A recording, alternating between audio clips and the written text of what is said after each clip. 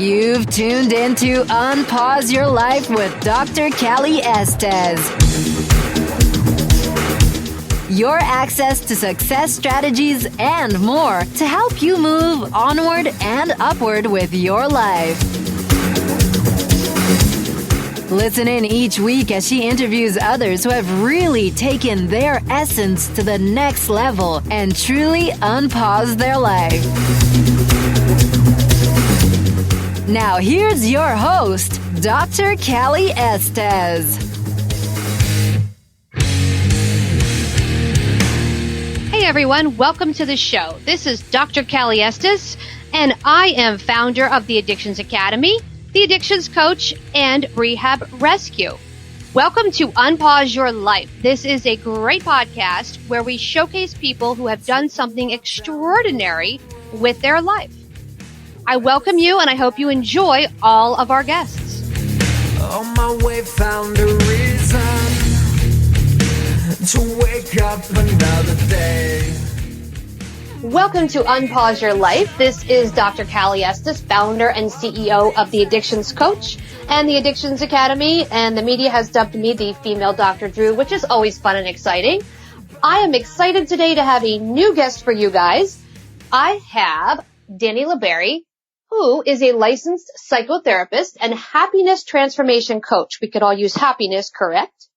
She specializes in helping ambitious women break through unwanted habits like unfulfilling relationships, perhaps drinking every night, saying no when you mean yes. God, we all have that issue. And saying yes when you mean no, and other challenging habits that are difficult to break. Having professional and personal experience with mental health and addiction for the last 11 years, Dani is excited to bring it all to the mainstream with her Affinity Care coaching program, seminars, retreats, books, and speaking engagements. Welcome, Dani.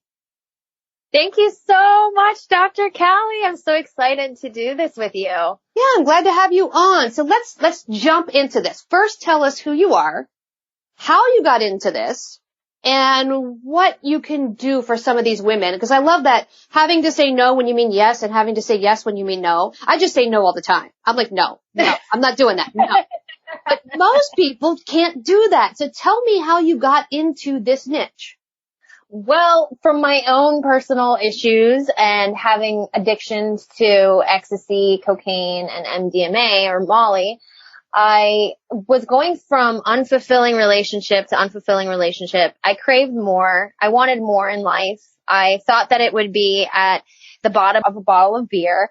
And eventually, I was telling people to not do the things that I was doing myself. And I realized that as much as I wanted to help other people, I really did need to help myself. So starting with meditation and going to different yoga exercises and workshops and classes and personal development trainings. And I noticed that in working with different demographics and populations, my heart really connected most with women, especially working women who are stressed out. They are the core or their foundation of the family, usually. So I wanted to be able to shed light on it's okay not to be okay. I've been leading some cacao ceremonies, and I just have a book. Stop there. So I've never heard of a cacao ceremony until I saw you on Instagram, and it's like you and like 20 women sitting around. And in my mind, I'm like, oh my God, they're sitting around eating chocolate and talking about their husbands. So tell us what that is first. Absolutely. Yeah. So, cacao is raw chocolate in its purest form. And just like how melatonin makes you sleepy, chocolate in its purest form has theobromine in it, which is a supplement that uplifts the mood. And if, for your listeners who are familiar with chakras, it's a heart chakra opener. It opens the heart. I use it as a tool as part of my guided dance meditations that I do and ecstatic dance parties that I have and lead, where we sit down, I explain the cacao. It actually is a food, it's known as a food of the gods, ceremonial. It used to be used in ancient times for ceremonies specifically because of its powerful medicinal, how much it supports people and uplifting their mood. So when we sit down, we do a meditation. We do drink the cacao in a drink form. However, I know that cacao can come in different forms. Some people might attend a cacao ceremony and the cacao comes as a powder, for instance, or a paste. So the one that I use is from, actually the line is called Shamanic Tonic, and it comes from Ecuador and Peru. And we drink this, and in about, I would say 15 to 20 minutes, the cacao has cayenne pepper in it, which acts as a vasodilator. So the body really absorbs it, and as it uplifts the mood, I play certain songs based on the lyrics that get you really connected to your body, to your soul, to feeling really wholesome in your body, which a lot of times people have some challenges with: self-esteem, self-worth, not feeling comfortable in their own body. And as I use the cacao and we play the music, I guide them through almost like a meditation with the songs, particular songs, and dancing. And no one is talking usually during this time. So it's really centered around getting introspective and really connecting with yourself in a very spiritual way. It's so enlightening. It's such a great experience. You'll need to come to one, Dr. Callie. Can I sit around and eat chocolate and complain about my husband? You can do that too. I could just come over to your house and we'll do that. Every woman in America's ears just perked up. They're like, meditation, right, music, and chocolate. Absolutely, I'm in. When can I go? And it's good for your heart. That's all they heard. That's all I heard anyway. I'm like, she said we can have chocolate. It's good for her heart. Absolutely. And the thing is, what's great is it's all natural. So it's an all natural, your body releases serotonin and dopamine naturally from the cacao. So you can drive home, afterwards. It's not something that is intoxicating or anything like that. There is no come down. It's very natural. And I've noticed from the feedback that I've gotten from I've done a few different kinds now. The first few that I've done were with men and women. And then I noticed that there was a need or a desire in the community for women connection, having authentic relationships and friendships with other women. So I started to do just women's cacao ceremonies, and the feedback has been so amazing. The women have been sharing how they've been able to feel comfortable in their bodies and really heal through some of the emotional abuse and trauma that they experienced in their past. That's so interesting. So this must be your psychotherapy training coming through. Is that? Yes. Yeah. But where does one go to learn to be mistress of the cacao? How does that happen? So funny enough, actually last year in October, the way that I was exposed to it, I attended a birthday ceremony, and they had it there, the cacao, and I experienced that quite a few times from that same person that was leading that ceremony. I loved how I was able to really connect with myself. So after I attended several of these, I thought, I'm going to purchase the ceremonial grade cacao, and lead it with some of my closest friends and see how other people feel about it. And I use my experience. That's exactly correct. I use my experience as a psychotherapist and having led guided meditations for many years, and marrying that with the cacao created such a firework experience that it just kind of took it off from there. I just started doing it over and over from there. That's so cool. I don't want to sound weird, but this is so unique and so different. Do you get pushback because it's like chocolate? Women in chocolate, we're going to deal with trauma using chocolate, music, and meditation. Do people say you're crazy and this is just bizarre? Funny enough, I do get pushback, but not in that context, I actually get pushback more on how the ceremony may appear. So, for example, the lights are dim. Imagine party lights, and imagine dancing and having the time of your life after having consumed cacao. And as I'm leading the meditation, some people can view it as a form of paganism. They can view it as, are you all praying or worshiping to some sort of God? So that has been the only resistance or pushback maybe that I've gotten from it. And that's why I'm so glad that we're doing this interview, because I really want to spread awareness. And if people were able to put that aside and experience it, they would fall in love with themselves, and that's ultimately the goal here. So I want to spread awareness for people to know that, number one, it's not a drug. And number two, there's definitely no form of worshiping or paganism or anything like that. I think once people get the chance to experience the healing themselves, that'll all go away. That's so interesting. So that makes my life, when I tell people I dance naked around a fire, like that makes me not look as crazy. So I'm glad that we're talking about this, because I do sweat lodges with the Lakota tribe. And when I talk about, you're naked in a hut, they're like, what? You're doing what? Like, well, you're breathing and never mind. You're doing all these amazing things, and people just perceive it because it's so different. So that's interesting. So this is like a whole separate thing for you, because I know you have a book coming out, which is totally different, that has nothing to do with this kind of stuff. So tell me about the book and tell me how you're going to weave this all together. So, Stories of an Ex-Party Girl, How to Feel Happy and Good About Yourself Without Alcohol and Drugs. It has my story, but really more importantly, it has a blueprint of getting the reader from where they are to where they'd like to be, as far as living a happy, fulfilling life without, aside from needing alcohol and drugs, without needing anyone or anything, whether that's shopping or people or food. And with the cacao ceremonies, I find that it really is able to be a sort of experience for someone compared to the traditional read a book, do the exercises. I mean, that's great too, which is why I have the book coming out, being able to sit at home. And that's another thing too, is that in the book, I have some journaling exercises and some questions in there to support the reader in getting introspective. Maybe they're not ready yet to see a coach or a therapist, and they just want to, do a little self-exploration.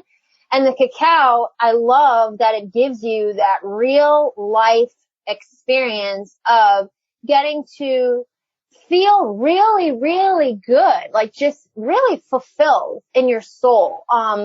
Something I didn't mention earlier, I've started doing when I lead the ceremonies now afterwards. Usually people are really hungry because of all the dancing. And so I've started offering light refreshments, things that are healthy, fruits and vegetables and things like that. And when they leave the ceremonies, they end up really feeling fulfilled, not just emotionally and spiritually and mentally, and also physically. Because I noticed that when you leave and you're kind of having that hunger and you fill your body up with nutritious things, there's just such a harmony between the physical, emotional, mental, and spiritual health afterwards that you may not get just from reading a book. So I love being able to tie them all together to create something for people to really be able to get in touch with themselves in a way that maybe they haven't been able to for a while or before. That's awesome. So you're creating a safe space. And then your medium to do that is the cacao. So you're able to offer them comfort and fun and meditation and do all these things that we pretty much do anyway. We turn the music on and dance around and eat chocolate, but it's more in a safe environment where you're working through some of your issues and getting to feel better. That's awesome. Exactly. Yeah, because I know sometimes when we want to better ourselves, depending on who we see, sometimes they end up wanting to kind of dig up things that are unpleasant, and it ends up feeling counterproductive because it's like, well, I know I want to work through these things, but geez, this really sucks, like feeling crappy about kind of moving through it. Right. At least with the cacao, it creates this space of being able to move through those breakdowns and still having a really enjoyable experience. So let me ask you this. Where were you a year ago? And did you ever see yourself going in this direction with your practice? No way. A year ago plus, I've been immersed in the drug addiction field. And I've become I've become very burnt out at the recidivism of the working with people at this point who sometimes they don't want to change. And I've shifted now to working with people who are eager to really up-level their lives. So I noticed it's so funny how our outside really is such a reflection of what's going on inside. I noticed that as I was on this journey of really propelling myself in getting introspective and understanding why I do the things that I do, it started to shift things for me in the outside of connecting with other working women who say, yeah, you know what? I feel like that too. Hey, you go through that? Yeah, me too. And I just don't know how to deal with this or cope with this or balance this. And that's kind of, once I started paying attention to what women were saying they were looking for, and I thought, let me see if this is something I can do. And as I started showing up in the community and offering different workshops, and then of course, the cacao ceremony, and then I thought maybe a book might help people also. It kind of just it evolved, it snowballed into this completely different thing. And I'm excited for it. I have no idea where the heck it's going to go. But I know at the end of it, at the bottom line of it, is that it's serving people. And that's what matters. So. That's so interesting. So you're positioning yourself now as an authority in this new market, which is completely different from the drug addiction market because I'm in it. We're forcing people to want to work with us. And when they don't do the work, they blame us for them not doing the work. Now you have a whole group of people that want to come to you because they actually want change and want to see results, which is really interesting. Are you finding your stress level has gone down? Yes, significantly. It's interesting because for the last 11 years, and I'm sure you could probably relate to this, that I felt like I've had to inspire people in counseling or in coaching. And it was kind of like, I want to hold you accountable, or not want to, but I'm going to hold you accountable as your coach or your therapist, and we're going to do this. And it was kind of like I was motivating them. Whereas now people that I'm working with, they are inspiring me.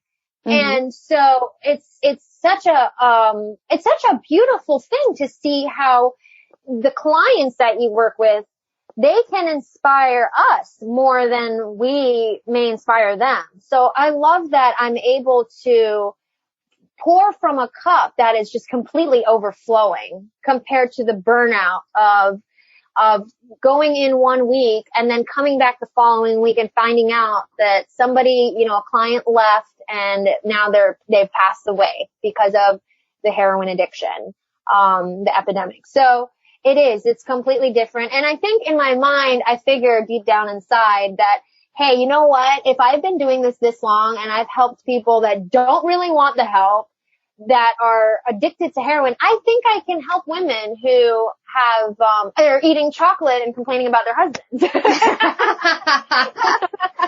Yeah, you know what? That's true. If you can deal with the addiction population, you can pretty much do anything because this population is just so not only downtrodden, sometimes it's like we're hired, just to give you an example, we took on a client in New York and the client doesn't want us and the parents want us to move mountains and only within 12 sessions. And I'm like, guys, this isn't going to work, but that's what we face every day is people want motion from other people and the people they want it from don't want it. They want to continue the behavior. So we swim upstream and end up being burnt out. So this sounds like a great endeavor for you. What's next on the Dani La Barrie table? Well, the print book is coming out soon, and I'm excited for that. My publisher wants to translate in Spanish, I don't speak Spanish, so I'm not sure how this is going to work out. This is going to be interesting.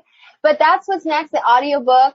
And speaking, I've started doing some speaking engagements. Some retreats will be coming soon too as the community of women grow. And I've been leading free beach meditations the second Saturday of every month. That is growing. So I really, it's funny. I've had people ask me what's next. And if you had asked me, Dr. Callie, in November, what's next, I would have told you something different than what actually happened. So I have no idea really what's next. I just keep following my heart and what people respond to. If they don't respond to it very well, then I move on and I do something different. But, yeah, so I'm not really sure, but I do know those things, that the print book's coming out, the audiobook, and some speaking engagements. That's awesome. So you've got a lot of stuff in the works. That's fantastic. So how can our listeners reach you? How can they hear from you? If they want to come to a cacao ceremony, where do they find you?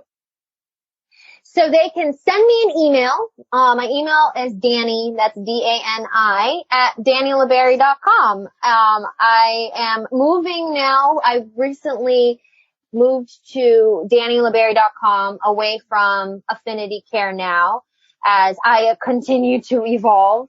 And they can also reach me at DaniLaBarrie.com or on Instagram, Dani La Barrie as well. And, so I really look forward to the future and seeing what all comes of this because it's growing rapidly.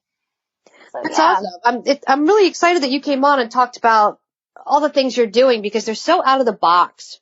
You have all the typical, you go to this group and you go to that group and you sit around and you have lunch and whatnot. But this is so unique and so different. And I think so needed just for women in general to be able to bond in a safe space that I'm really glad you're doing it. And I congratulate you for that.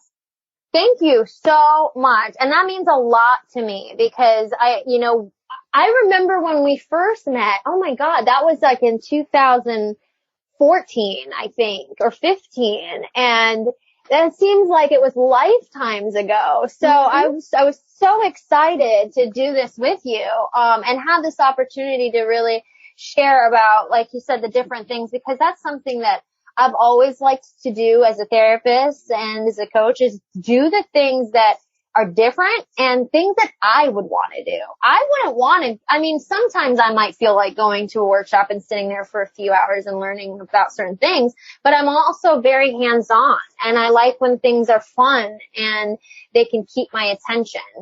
So yeah, thank you. I appreciate that. Yeah. So after this, next we'll have body paint. I think that's a great idea. Body paint, you could roll around and make your own artwork. Oh, you know what? Maybe that is next. See, now you're talking my language. Now I'm excited. I get to come up and get all body paint and roll it around on paper and bring it home and frame it and be like, that is my canvas. So. Oh my goodness. I love that idea. I see you doing all these experiential activities that are fun and outside the box. And I think that's awesome because the traditional coaching, the traditional stuff, it's boring. Frankly, it's very boring. Yeah. And we all learn differently. That's exactly what I was going to say next, is that I know how I learn and I can't do that. I just can't. So I can't expect other people to if I can't even do that. No, I completely understand. I have a speaking coach and she recommended this company that I go, to, and they teach you how to get bigger speaking platforms and gigs and whatnot. So I had my discovery call yesterday and I was so excited. And the guy's pitching me the program and it's like 12 90-minute videos. And I'm like, you're kidding, right? And he goes, why? And I'm like, I'm supposed to sit down and watch videos and just learn. I'm like, I don't learn like that. He's like, well, they have slides and pictures. And I said, I'm not a visual learner. And he goes, what? Mm-hmm. I'm like, I'm auditory and tactile. So I need to hear it. I need to play with it. So sitting there staring at the fucking computer is not going to work for me. I don't care how much it costs. It's not going to work. And he's like, you're the first person that's ever said that. I'm like, well, you didn't ask how I learned. And he goes, really? And I'm like, yeah, everybody learns differently. If you're not visual staring at a video, it's just not going to work. Yeah, exactly. And it's interesting you say that because the program that I'm involved in, One of the things that I love so much about the mastermind that I'm involved in is because they do in-person events. They don't just hide behind master classes, webinars, and those kinds of things of just a series of videos to watch, because I can't tell you how many times I've come across these things online, these ClickFunnels, and I'm guilty of it. I'm that person. I end up paying $100 and I get access to these videos that I never watch. And and eventually I had to become real with myself and realize that I'm just not that person that learns that way. Right. Oh, no, that's true. That's so true. Well, thank you so much for coming on. I appreciate it. We're going to put all your information up so they can find you. And your book is out when?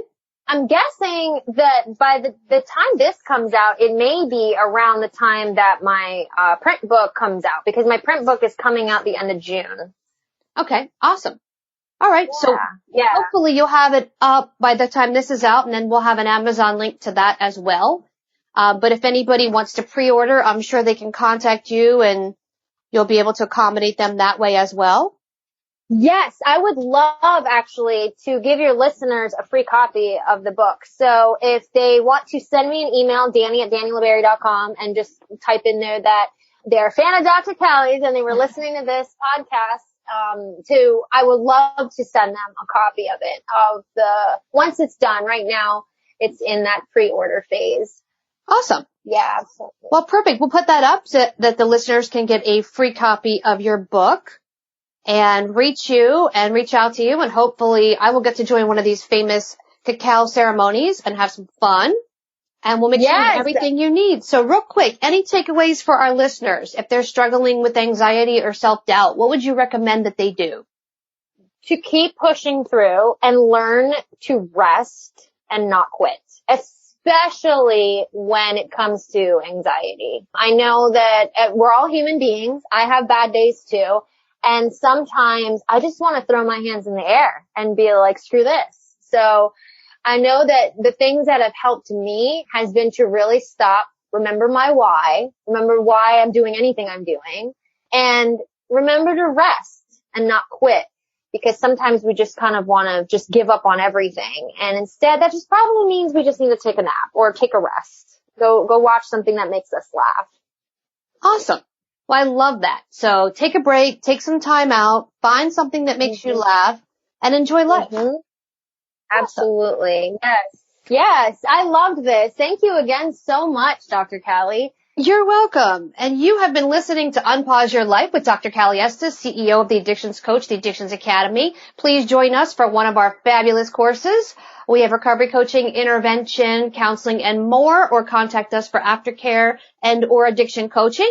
And check out our book, I Married a Junkie, online at Amazon. And you've been listening to this, and my guest, Dani La Barrie. Have a great day, guys.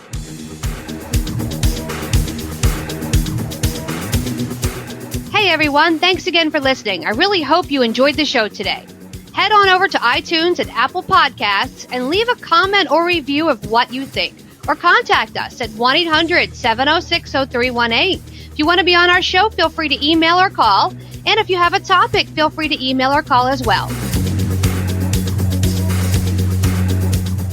Thanks for listening to Unpause Your Life. For show notes and more, head on over to unpauseyourlife.com.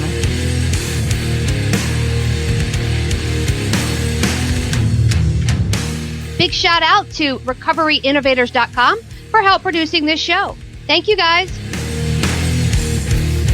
I took a walk down the long road where they said that I shouldn't go. On my way found a reason to wake up another day.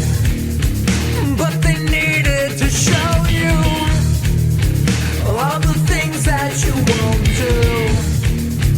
Find faith or religion, but nothing to show for it.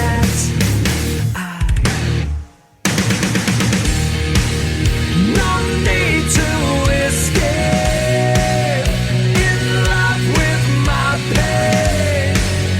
I made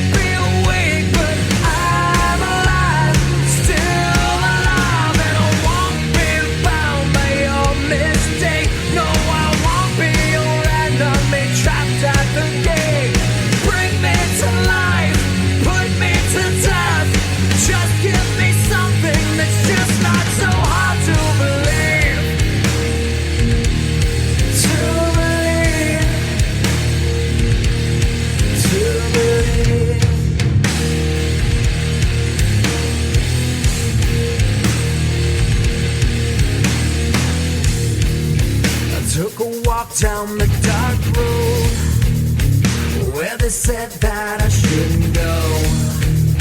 I knew the dangers of flying. Now I'm so far from